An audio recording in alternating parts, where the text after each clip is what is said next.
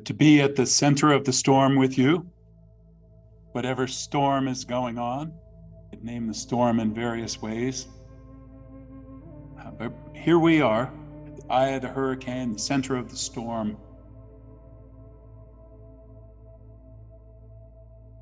I read that poem that Jane quoted from last week. It's called The Calling. And it pictures a voice speaking to us, to the reader, from the center of the storm. But the nature of the poem, the voice who's ever reading the poem, or my voice and having written it, is something external to a person. And yet the poem, by its very nature, is inviting someone to hear a voice from within themselves. And that's really what I want to talk about today. So I'm going to start with this. What do you do when you meet an extraordinary person? I'm kind of assuming we've all met extraordinary people. Someone who, for whatever reason, knocked your socks off and you just said, whoa, this is different. This is unusual, out of the ordinary. If we're lucky enough, we meet that person in person. But then again, we could learn of them, hear about them, get to know them through the media. They could be some historical figure who we get to know. We just realized that that was an extraordinary person. By the way, George Washington is one of those people. When you begin to read about him, at least this is how it was for me. You know, there's all the stories that were in grade school and the cherry tree and so on. But then you begin to read what he did, and he was just extraordinary. To me, one of the most inspiring things I know about him is the way he went from campfire to campfire at Valley Forge. From campfire to campfire, keeping up the spirits of the men in the Continental Army. He also vaccinated them, by the way, from smallpox. Well, he didn't give them a vaccine. He gave them a little bit of the real thing. They didn't have a vaccine as such, but he knew the dangers of it were high, and so he took the risk of infecting them with just a little bit of smallpox. Anyway, just one of the things he did. He was, in those days and over that winter, he was, to me, a picture of leadership in a down time. It was a down time for the Continental Army. Not enough money, not enough clothing, not enough arms, not enough training. They were a picture of not enough. And there he was, campfire to campfire, talking to the troops, keeping their spirits up. Impressed the heck out of me when I read that story. But what do we do when we come across an extraordinary person? Do we acknowledge them? Sometimes maybe people are afraid to acknowledge the extraordinary nature of what they've encountered. It's disturbing in some way, changes your life, or could. So you could look away, not pay attention, pretend it didn't happen, pretend they're not there. You could adulate the person, make them some kind of idol. You could idolize them. You know who some of my idols are? The Beatles. The Beatles. I remember I first encountered the Beatles when they were playing on the Ed Sullivan Show in America. And my sister, for whatever reason, had a sleepover. As best I remember, I was in 5th grade at the time. But she had a group of girls over for a sleepover. She was 2 years older than me, so in 7th grade. And they were going nuts. And I had never seen anything like that. It's like, what is happening? It was that kind of thing. And there certainly was a lot of idolizing of the Beatles, was there not? Just as there can be for movie stars, rock stars, or whatever. For me, their music just blew me away. It just blew me away. And I could try to explain to you what it was about the music. I've learned about them, since I initially listened to them. It was about how each song was new and different. Like it was never the same. And then it just kept evolving. It didn't, they started with Love Me Do, and then they went on to Michelle and Let It Be and all this fantastic music. And so I just questioned, how did they do that? They were individually incredible musicians, each one of them. They were incredible as a band. So I studied, how did they get like that? They were just a really tight, creative band. And then Lennon and McCartney together were incredible songwriters. And they did it together, and then they not only competed, but they also were hard on each other. That line is just not gonna work. That's just too trite. You've got to come up with something better. So they really pushed each other forward. They were great musicians individually and great songwriters individually, but together they were incredible. And Ringo just moved the band forward in an incredible way. For me, I'm a songwriter, and it inspired me in my songwriting. I want to be that great. I want to write lyrics that are just that engaging and fresh and new. I want to write melodies that just intrigue people, just capture the heart. I wasn't content to idolize them. To me, they were extraordinary people. But I wasn't content to idolize them. I wanted to learn from them. And honestly, not only in my songwriting and music making, I learned from them. I learned things from them that affected my poetry writing, and then my prose writing, and even who I am as someone who presents at services. I learned it from the Beatles, by the way. Now, obviously, there's a lot of places we learn things from, so that wasn't the only place. And I'm talking about this because I believe it is vital. And it's particularly vital in a spiritual context.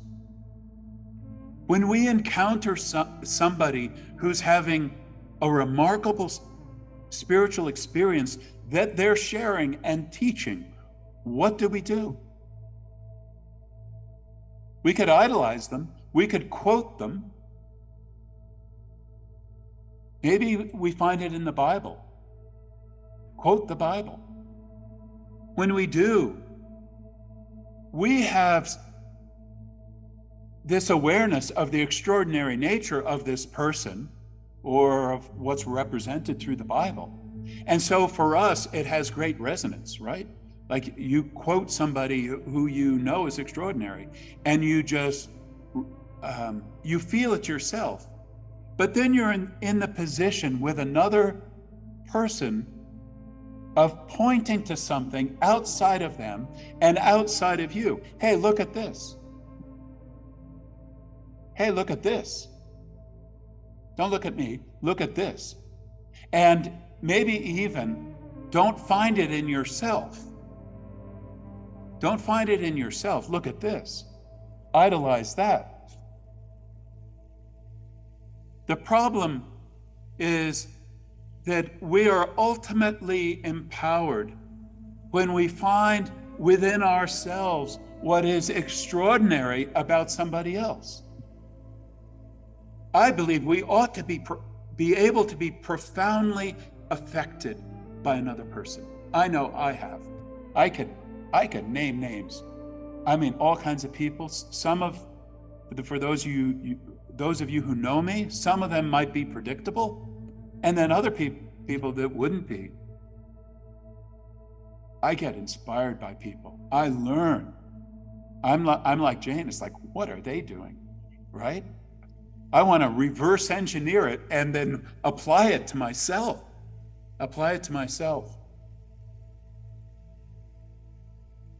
I believe that when we begin to have faith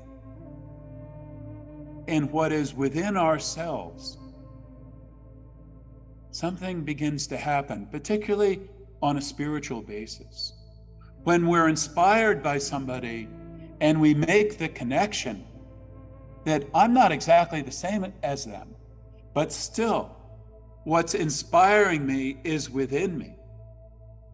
And when we have faith that even though that seems like a small thing at first, but the Bible calls it a still small voice. And that's how it seems to us. It's almost nothing. It's actually something profound. And it is our faith in the profound nature of what we have touched inside ourselves, may be inspired by another person.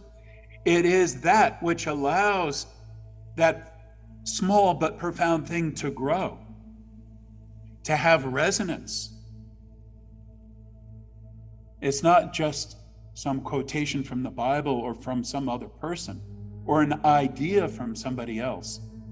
We begin to feel the creative vibration within ourselves moving through and give credence to it and let it be small.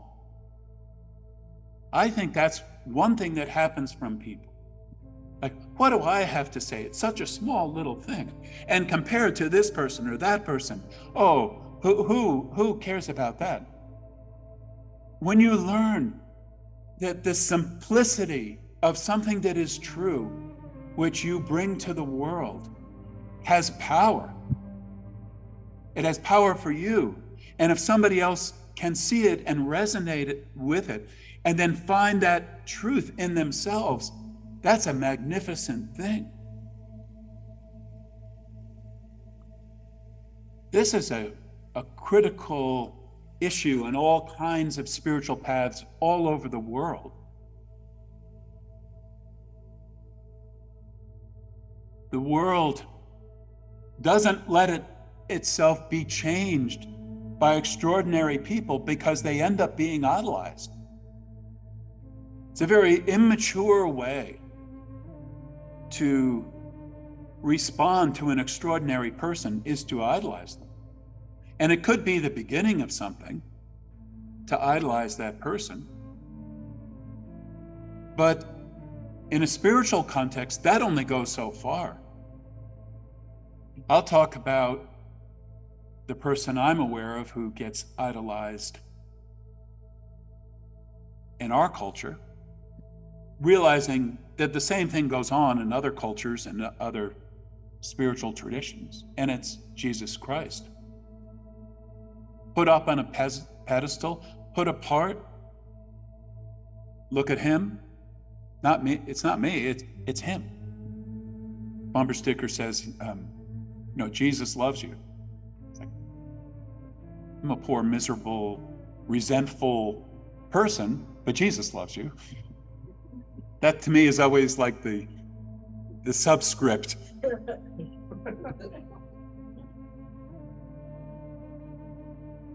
And in some way, people make claims that that's what Jesus taught, which wasn't at all what he taught.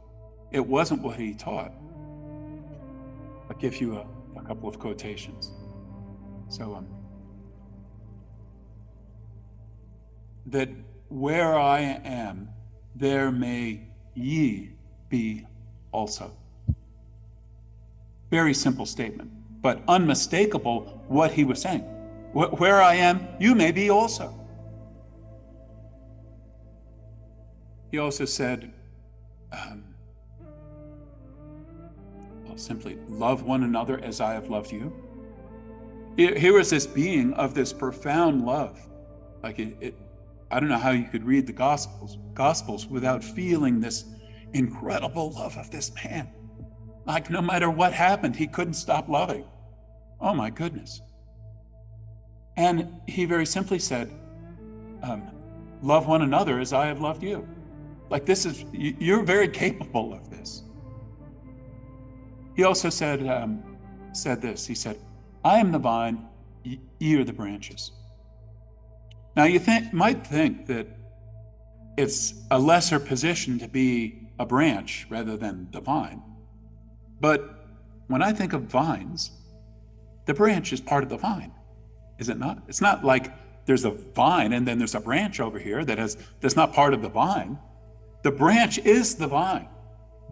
He was saying that he was bringing something central. I think you could read it that way, that I'm the trunk of the vine. Vine's got to have a trunk.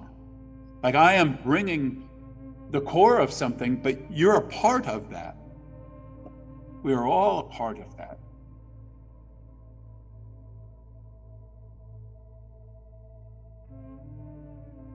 When we somehow reference something outside of ourselves, it can go to where a bad travel slideshow goes. It's like, oh, you should have been there.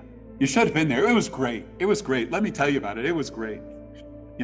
Thank God Becca's presentation of our course didn't go to, oh, it's great. Oh, you really missed it. Spiritually can be like that. Oh, you should have been there. You really missed it. Oh. What's the difference?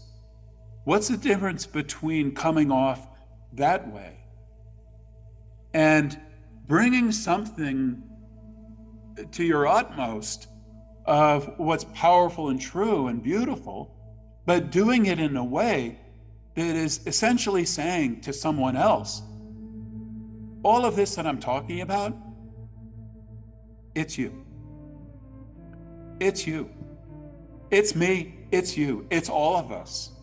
I am in expressing myself and the glory of life that I know. I am celebrating you, and I am celebrating me, and I'm celebrating all of us.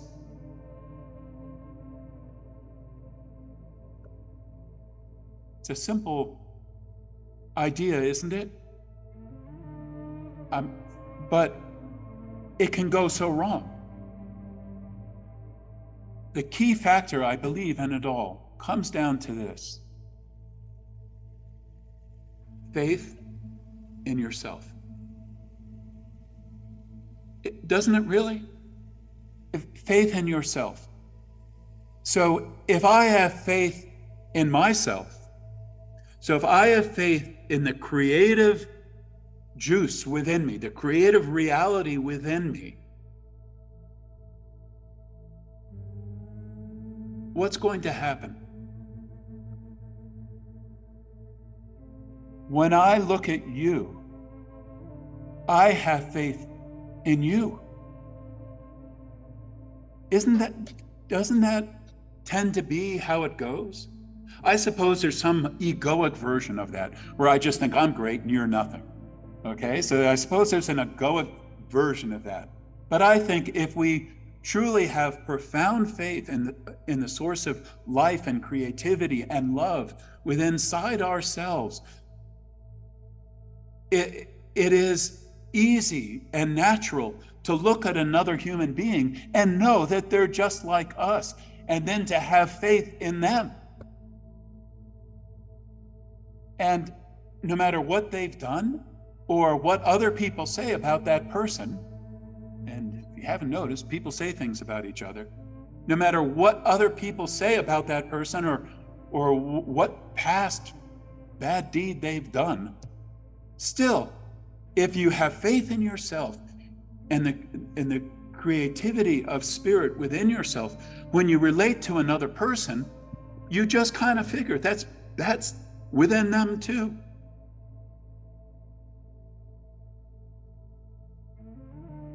For us at Sunrise Ranch and for Emissaries of Divine Light, I want to be that. I certainly want to be it for myself. I want us to be that. And I think that we shoot ourselves in the foot if we don't have faith in ourselves. Because if we don't have faith in ourselves and our own word, our own knowing, our own spirit, if we do not have faith in ourselves, how can we ever convey faith in another person and point them to the truth that lies within themselves, which is the whole point of the exercise, as far as I can see? Jesus said something like this: don't be looking out there for the answer to things. He said it the way it was translated: lo here or lo there. Oh, it's over here, or oh, it's over there. The Spirit of God is within you, he said. Explicit, right? How explicit is that in terms of naming his faith in other people? This ultimate reality that he referred to as kingdom of God, it's within you. That is faith. That is faith.